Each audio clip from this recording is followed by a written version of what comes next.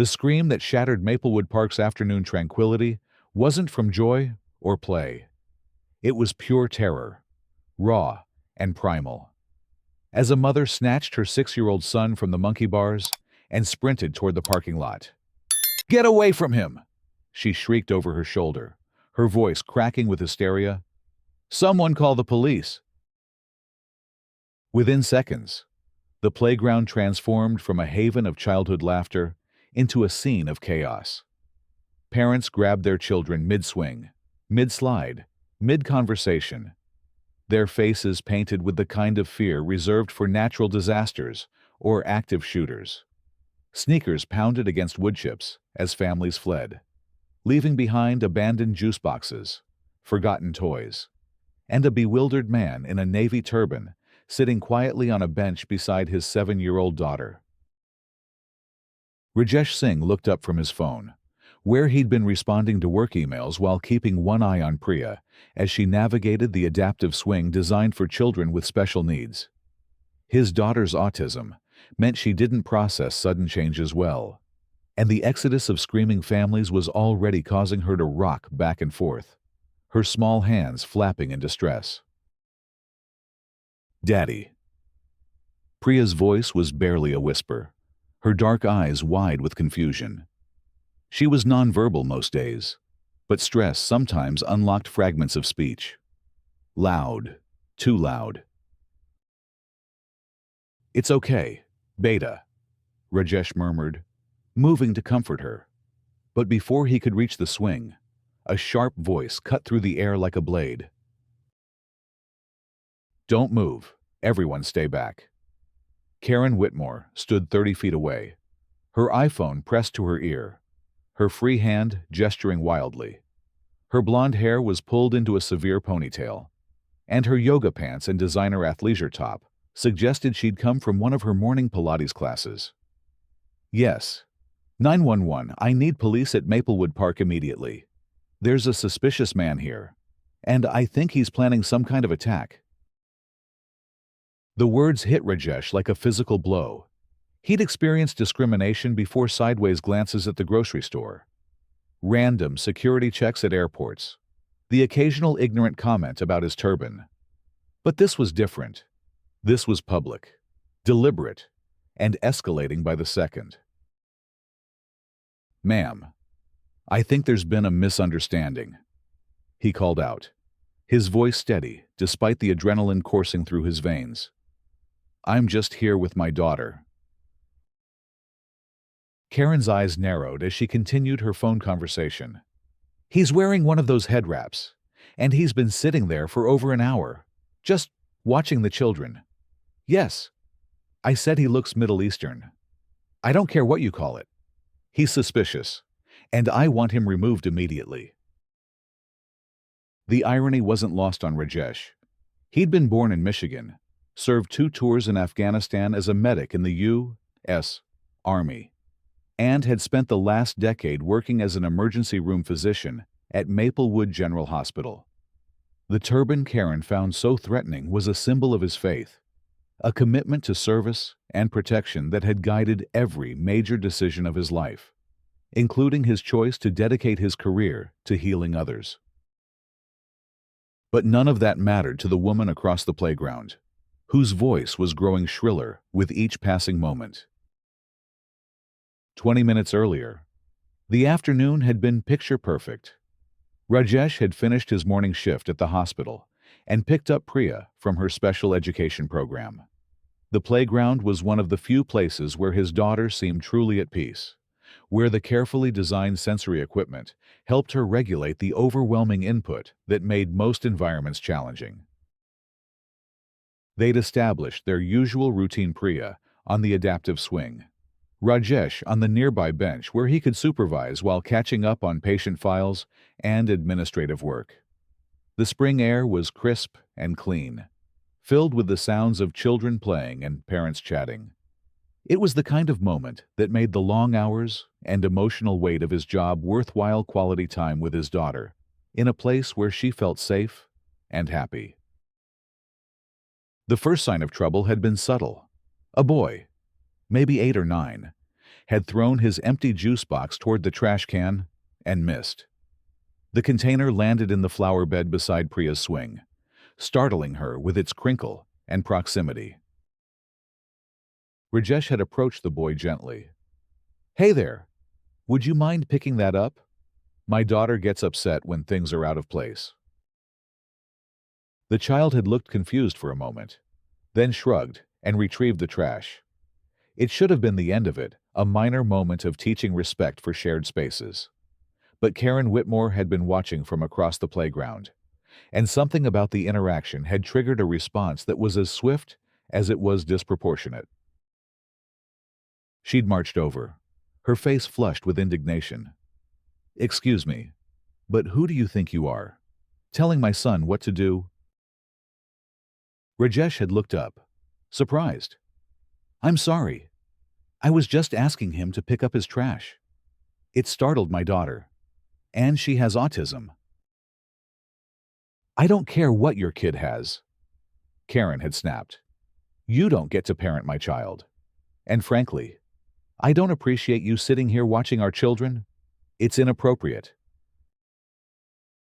The accusation had been so unexpected, so baseless, that Rajesh had barely known how to respond. "Ma'am, I'm here with my daughter. I'm not watching anyone else's children." But Karen had already made up her mind. Her eyes had swept over his turban, his brown skin, his presence in what she clearly considered her territory, and she'd reached a conclusion that had nothing to do with facts and everything to do with prejudice. Now, as sirens wailed in the distance, Rajesh felt the weight of that moment crushing down on him.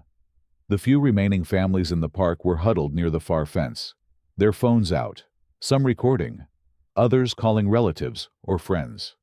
Priya had stopped swinging entirely and was covering her ears, the sensory overload pushing her toward a meltdown he knew would be severe. The first police car arrived with a screech of tires and a blast of diesel exhaust. 2 officers emerged, their hands resting on their weapons, their eyes immediately locking onto Rajesh with the kind of focused intensity he recognized from his military service. These weren't community policing officers here for a wellness check.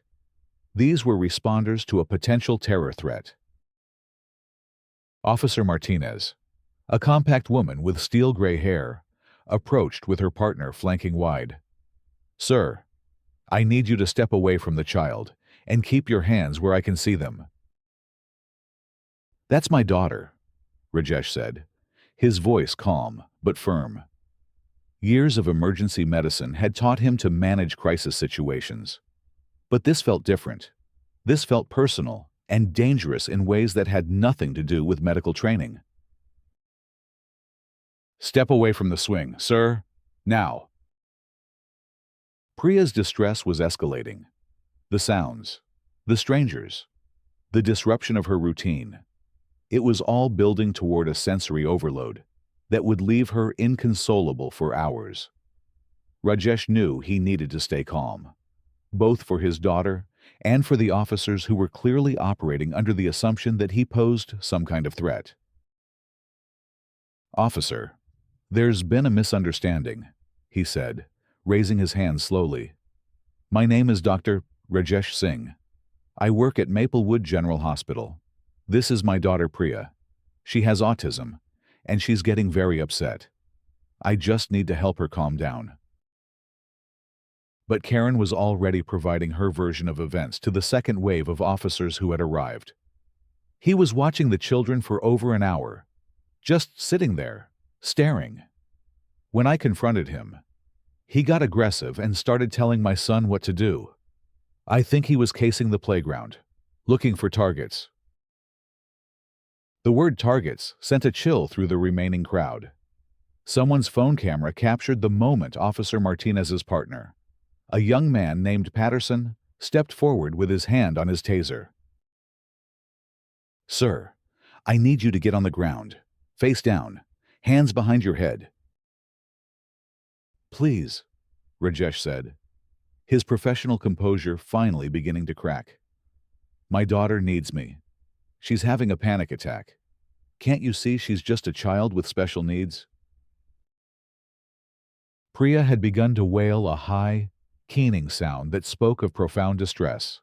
She was rocking violently now, her small body overwhelmed by stimuli she couldn't process or escape. But to the officers, her distress seemed to validate Karen's claims rather than contradict them. What happened next would be replayed thousands of times on social media, dissected by legal experts, and cited in training manuals about the dangers of racial profiling. Officer Patterson, interpreting Rajesh's step toward his daughter as potential resistance, deployed his taser.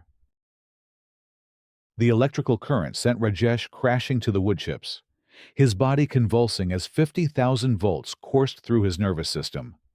Priya's screams reached a pitch that seemed to pierce the sky, and the remaining parents instinctively moved farther back, their own children clinging to them in terror. But one parent didn't retreat. Michelle Rodriguez, a social worker and mother of two, had been at the far end of the playground when Karen's call began. Unlike the others, she'd stayed to observe, her professional instincts telling her that something about the situation didn't add up. Michelle had watched the entire encounter unfold, Karen's aggressive confrontation over the trash, Rajesh's patient attempt to explain his daughter's condition, the woman's escalating accusations that seemed divorced from anything actually happening. And now, as she watched a father being brutalized in front of his disabled child, she made a decision that would change everything. Her phone was already recording when the taser deployed, but more importantly, she'd been recording since Karen's first accusations, capturing audio and video that would prove crucial in the hours to come. As additional officers arrived, and Rajesh was handcuffed while still semi-conscious, Michelle approached Officer Martinez with the steady confidence of someone who'd spent years advocating for vulnerable populations. "Officer, I need you to know that I witnessed this entire incident from the beginning, and what that woman told you is not what happened." Martinez looked up from her notepad, where she'd been recording Karen's increasingly elaborate story about suspicious behavior and potential terrorism. "Ma'am, I'm going to need you to step back and let us handle this. I'm a licensed clinical social worker, and I'm telling you that man did nothing wrong. He asked a child to pick up his trash, and when the mother got upset, he tried to de-escalate. The only aggressive person here is the woman who made the false report."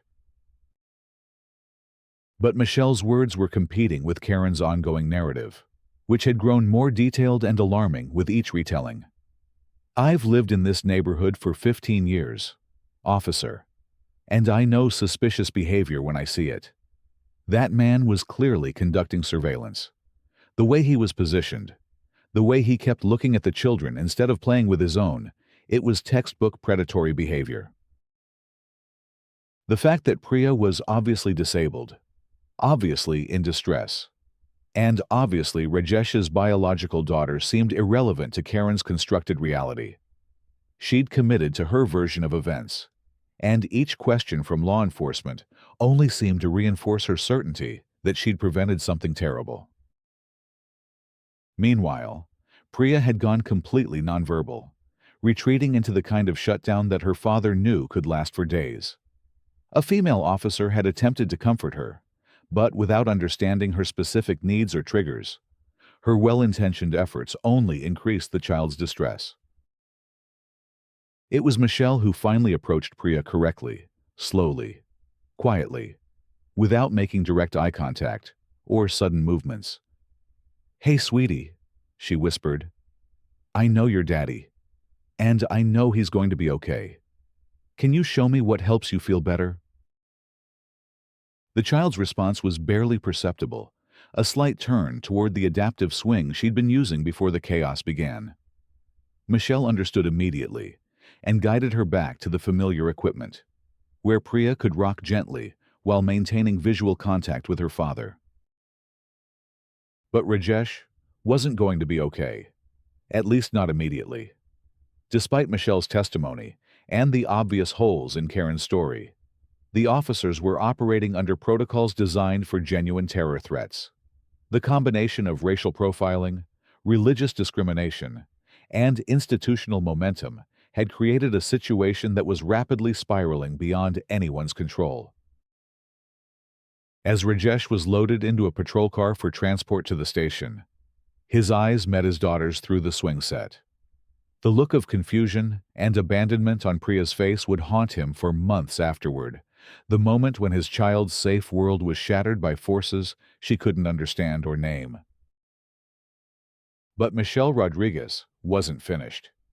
As the patrol car pulled away, she was already uploading her video to social media with a caption that would spark a national conversation. "This is what Islamophobia looks like." A Sikh father tasered and arrested in front of his autistic daughter because a racist woman decided his religion made him dangerous. This happened in Maplewood Park today. This is not okay. The video began to spread even before Rajesh reached the police station. Michelle's followers shared it immediately, and within an hour, it had been picked up by local news accounts, civil rights organizations, and advocacy groups across the country. The Sikh American Legal Defense and Education Fund was alerted by automated monitoring systems that flagged the video's content and location. Dr. Amrit Kaur, the organization's legal director, watched the footage with growing outrage and immediately dispatched an attorney to the Maplewood Police Department. At the same time, Rajesh's colleagues at Maplewood General Hospital were learning about his arrest through the same social media channels that were amplifying Michelle's video. Dr. Elizabeth Chen, the hospital's chief of emergency medicine, had worked with Rajesh for 7 years and couldn't reconcile the man she knew, patient, compassionate, dedicated to his daughter, with the allegations being reported on local news. She immediately called the police station, identifying herself and vouching for Rajesh's character and reputation. But she also did something more significant. She authorized the hospital's legal department to provide whatever support was necessary for his defense. And she began reaching out to colleagues across the medical community to rally support. The response was swift and overwhelming.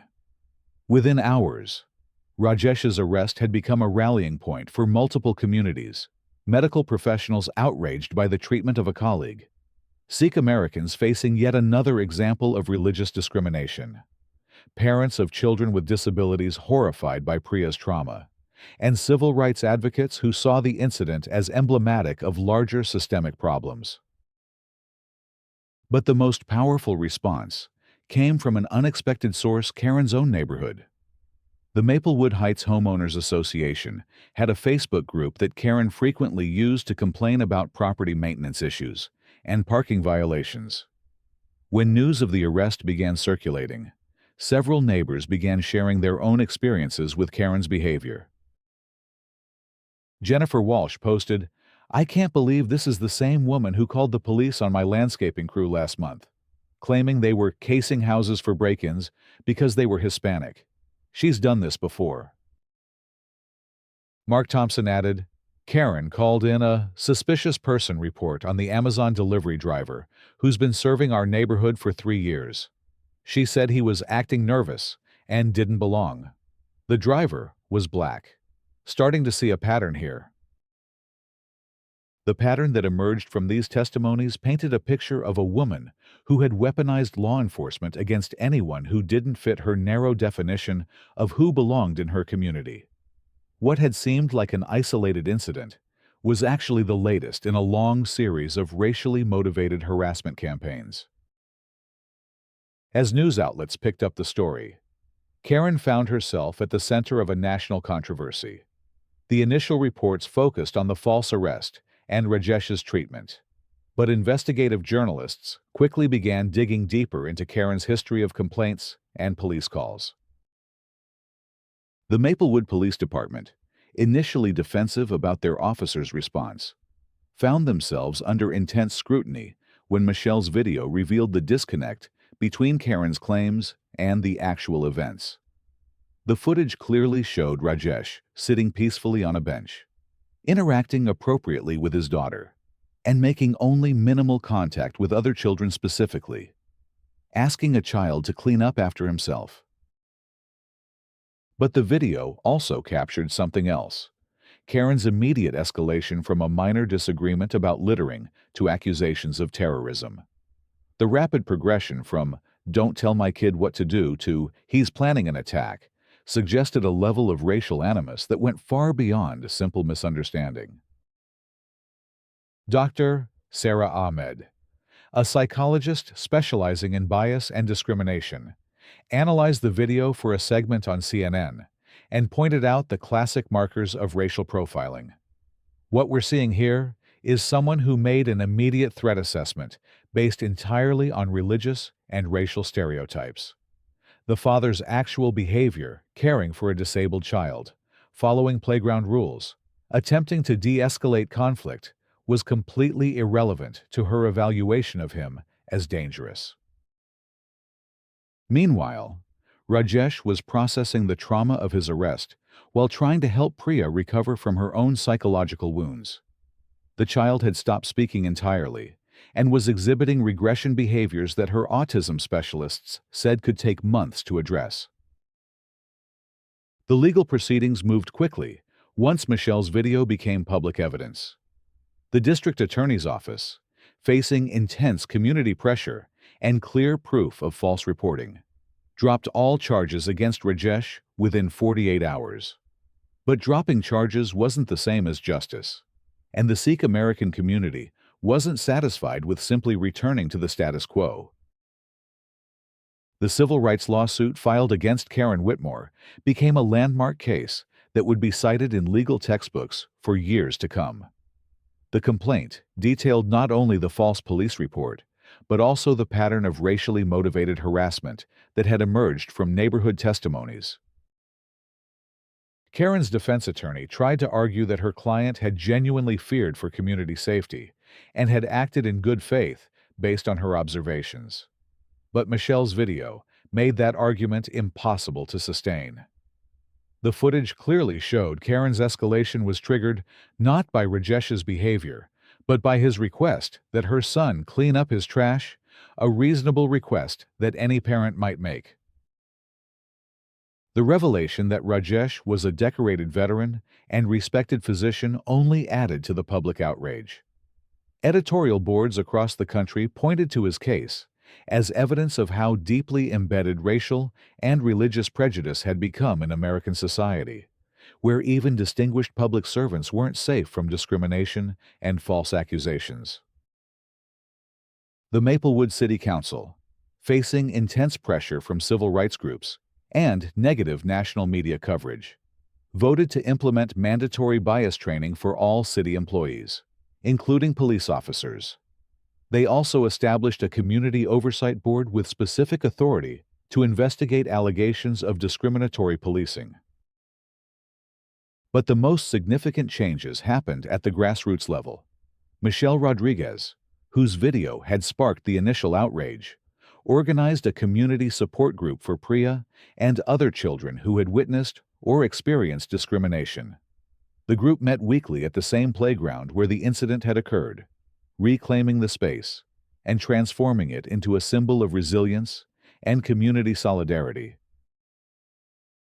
The Maplewood Interfaith Council, previously a largely ceremonial organization, became an active force for education and advocacy.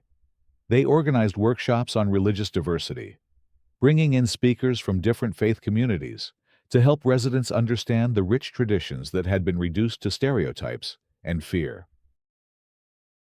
Rabbi Sarah Goldstein, who had worked with Sikh community leaders on several interfaith initiatives, spoke at one of these workshops about the dangers of religious profiling. When we allow fear and ignorance to dictate our interactions with neighbors, we don't just harm individuals, we tear at the fabric of community itself. Rajesh Singh represents the best of what it means to be in American service: sacrifice, dedication to healing others. The fact that his faith and appearance made him a target should shame us all into action. The legal resolution came 6 months after the incident, when Karen accepted a plea agreement that included significant financial penalties, mandatory community service, and a requirement to participate in bias education programs. The settlement also established a fund for autism advocacy and support services, ensuring that Priya's trauma would contribute to helping other children with special needs.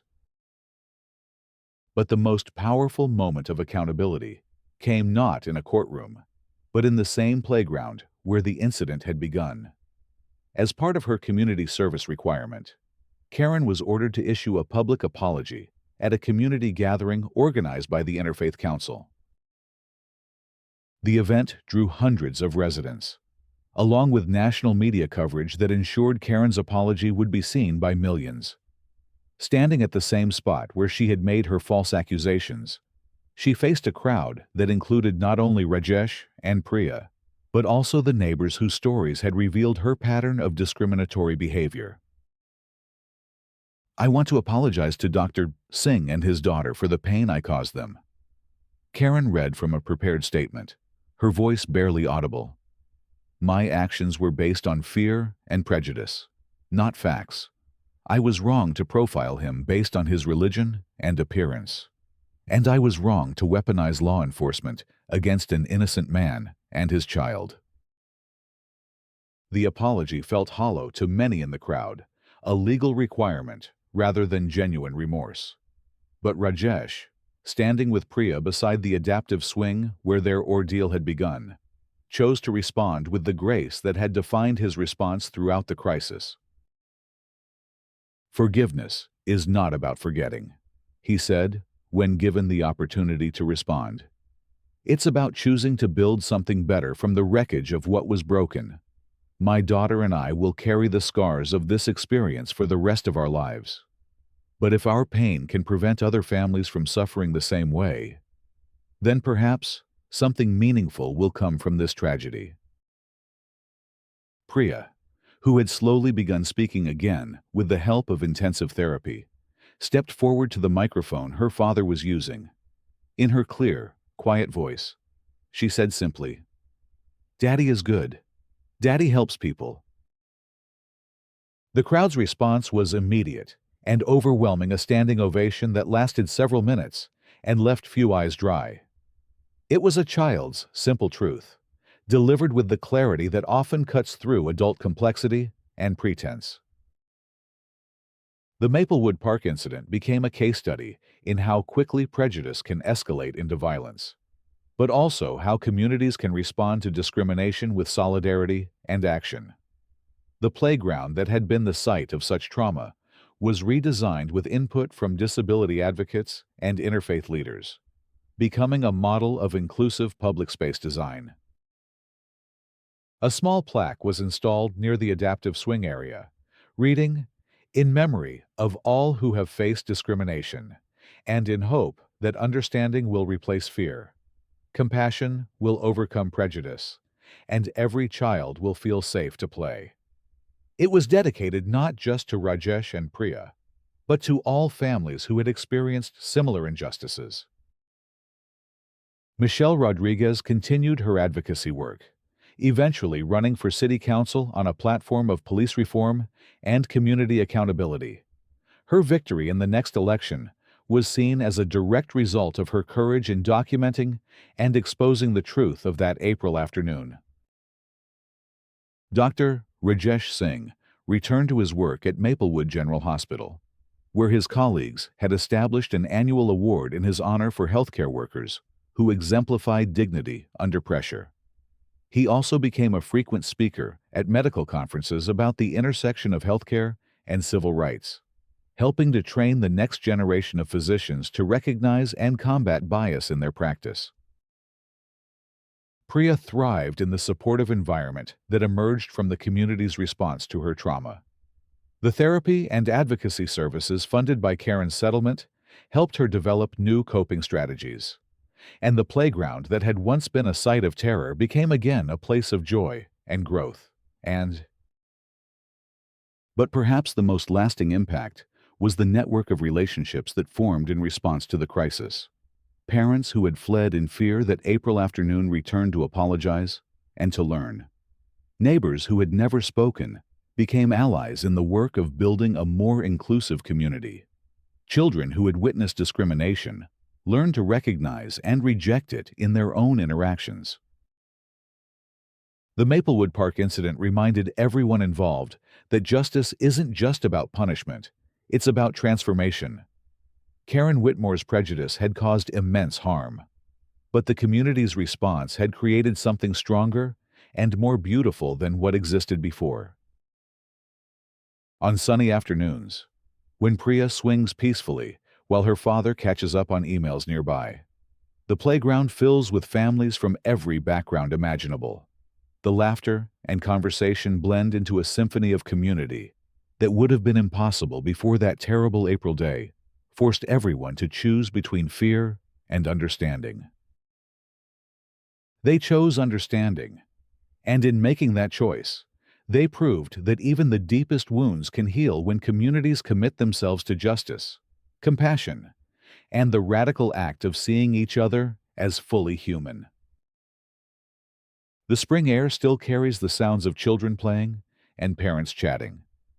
But now, it also carries something else: the quiet confidence of a community that faced its worst impulses and chose to build something better.